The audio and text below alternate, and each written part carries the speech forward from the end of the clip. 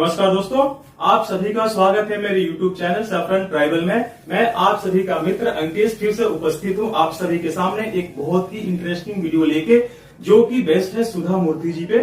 सुधा मूर्ति जो है वो राष्ट्रपति द्वारा मनोनीत राज्यसभा की सांसद हैं। वो इन्फोसिस के फाउंडर श्री नारायण मूर्ति जी की धर्म पत्नी है और ब्रिटेन के ex prime minister Rishi Sunak की सासू मां है। और इनकी एजुकेशनल क्वालिफिकेशन के बारे में जाना जाए तो इन्होंने इंडियन इंस्टीट्यूट ऑफ साइंस से मास्टर डिग्री ली है कंप्यूटर साइंस में। और चलिए अब शुरू करते हैं कि आखिर इनको सोशल मीडिया ऐप एक्स पे, जिसे ट्विटर के नाम से जाना जाता है, ट्रोलिंग क्यों हुई और इनको इतने बुरी तरीके से ट्रोल क्यों किया गया। तो सुधा मूर्ति जी ने राखी के दिन एक वीडियो अपलोड की थी एक्स पे और उन्होंने बताया था कि राखी आखिर हम मनाते क्यों हैं, और वहीं पे कर गई वो बहुत बड़ी चूक। क्या उन्होंने जो उस वीडियो में बताया है, क्या वो सच में वैसा ही है या कुछ अलग हटके है?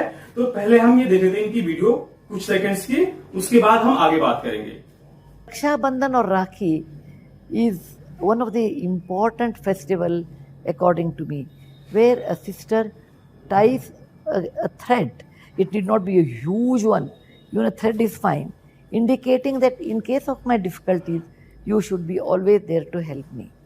Or siblings are so important in life. It goes back. Rani Karnavati was in danger. Her kingdom was small. जो कंप्लीट वीडियो है वो लगभग 1.25 मिनट का है और इस वीडियो में सुधा मूर्ति जी बताती हैं कि कैसे हुमायूं ने महारानी कर्णावती की मदद की थी जब कर्णावती जी पे मुसीबत आई थी। हुआ यूं था कि बहादुर शाह जफर ने, जो उस समय गुजरात का जो बादशाह था, उसने मेवाड़ की जो सीमा थी वहां पे उसने हमला किया था। और क्या जो मेवाड़ की जो सेना थी वो अकेले बहादुर शाह जफर की जो सेना थी उससे लड़ने में सक्षम नहीं थी। इसीलिए महारानी कर्णावती ने अपने दूत के द्वारा, दूत का नाम था पद्म शाह, उसके द्वारा उन्होंने एक संदेश भिजवाया हुमायूं को। उस संदेश में एक साथ एक राखी भी था और उसमें उन्होंने कहा था कि आपकी बहन जो है वो अभी मुसीबत में है, कृपया आप आइए और उनकी सहायता कीजिए। यहां तक तो स्टोरी ठीक है, यहां तक की स्टोरी जो है बिल्कुल सही है। बट इसके बाद जो उन्होंने कहा था कि हुमायूं आया था और आने से पहले ही कर्णावती जो थी वो युद्ध हार चुकी थी और हुमायूं कुछ नहीं कर पाया था, और इससे देखा जा सकता है कि भाई बहन में कितना प्यार था। मतलब कि एक काफिर बहन और एक दीन ईमान वाला भाई, उसमें कैसे कूट कूट के प्यार भरी थी भाई बहन का जो प्यार होता है वो। बट स्टोरी जो थी वो बिल्कुल इसके उलट थी। अब हुआ क्या था मैं आपको बताता हूं, जो कि उस समय के समकालीन जो इतिहासकार थे उन्होंने लिखा है अपने इतिहास में। हुआ क्या था कि जब बहादुर शाह जफर ने जब अटैक किया था मेवाड़ पे अटैक करने के बाद कर्णावती जी ने अपने दूत को भेजा था वहां हुमायूं के पास, एक राखी के साथ एक संदेश भेजा था कि आप मेरी सहायता कीजिए। यहां तक की जो स्टोरी थी बिल्कुल सही थी। उसके बाद क्या होता है कि हुमायूं है जो दूत है उसको उसके साथ बहुत ही अच्छा ट्रीटमेंट करता है और उसके साथ वो चल देता है और चलते चलते वो आके ग्वालियर तक रुकता है और वहीं पे रुक जाता है और वहां पे जश्न में डूब जाता है। 2 महीने तक वहां पे रुका रहता है और 2 महीना रुकने के बाद जश्न मनाने के बाद वहां पे क्या होता है कि बहादुर शाह, पर उसकी प्लानिंग्स कुछ और थी। अब देखिए वो बहन की सहायता कैसे करता है। बहादुर शाह जफर का एक उसके पास लेटर आता है हुमायूं के पास, जिसमें कि बहादुर शाह उसमें उससे आग्रह करते हैं कि आप महारानी कर्णावती की सहायता मत कीजिए, क्योंकि आप जिस चीज के लिए लड़ रहे हैं वही चीज के लिए मैं भी लड़ रहा हूं। भले ही हमें लाख दुश्मनी हो, हम लोग लाख एक दूसरे से दुश्मन हो, बट आप जिसके लिए लड़ रहे हैं, आप जिसकी स्थापना के लिए लड़ रहे हैं वही मैं भी लड़ रहा हूं। इससे क्या होता है कि हुमायूं नहीं जाता है सहायता करने के लिए और रुक जाता है बिल्कुल।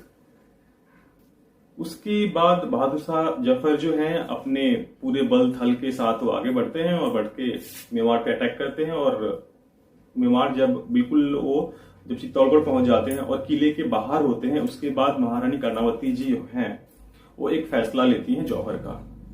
तो अंदर जितनी भी औरतें होती है वो जौहर करती हैं, सारी की सारी आग की ज्वाला में कूद जाती हैं और अपनी जान दे देती हैं।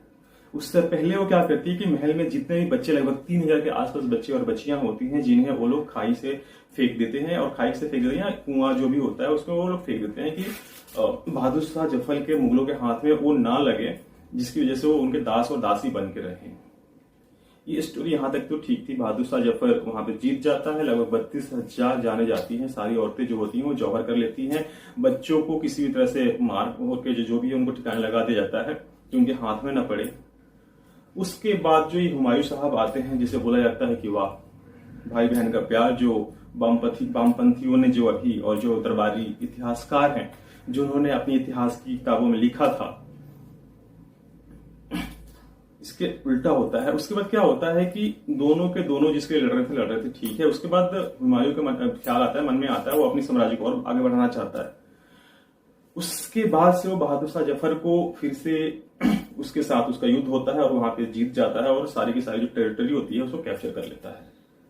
उसके मन में यह आता है, तो जब उनकी दिन की लड़ाई खत्म हो जाती है तो हुमायूं जी ये करते हैं। तो आप लोग देख सकते हैं किस तरह से जो हमारे इतिहासकार हैं, वामपंथी इतिहासकार बोलिए या दरबारी इतिहासकार, उन्होंने कैसे हमारे मन में बीस भरा था। गंगा जमुनी तहजीब की जो क्या कहते हैं उसको, जहर की मीठी गोली हमें खिलाया था कि आप खाइए और धीरे धीरे धीरे धीरे अपने ही संस्कृति से, अपने ही जो क्या कहते हैं उसको रहन सहन है उससे दूर होइए। ऐसी अनेकों कहानियां हैं जो कि भारतीय इतिहासकारों ने इसको मनगढ़ंत तरीके से बनाया है, मनगढ़ंत तरीके से आप सबको पेश किया है।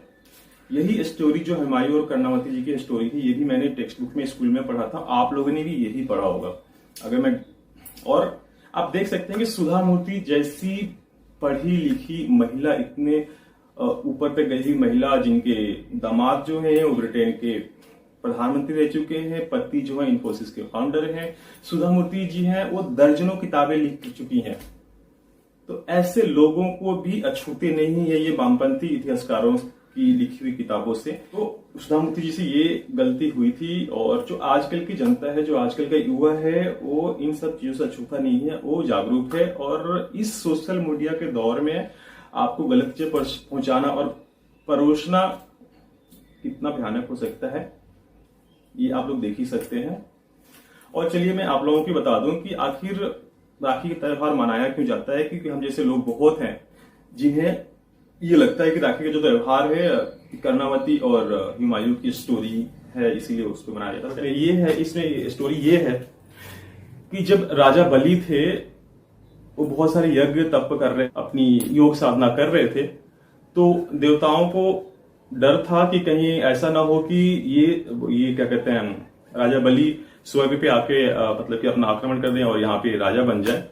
तो ये स्टोरी थी। उसके बाद से उनके शिकायत पे जो भगवान विष्णु है वो 52 अवतार लेते हैं। 52 अवतार लेके वो आते हैं राजा बलि के पास और उनसे अंकित भिक्षे के नाम पे वो 3 पग जमीन मांगते हैं, जो कि राजा बलि उनको देने को राजी हो जाते हैं।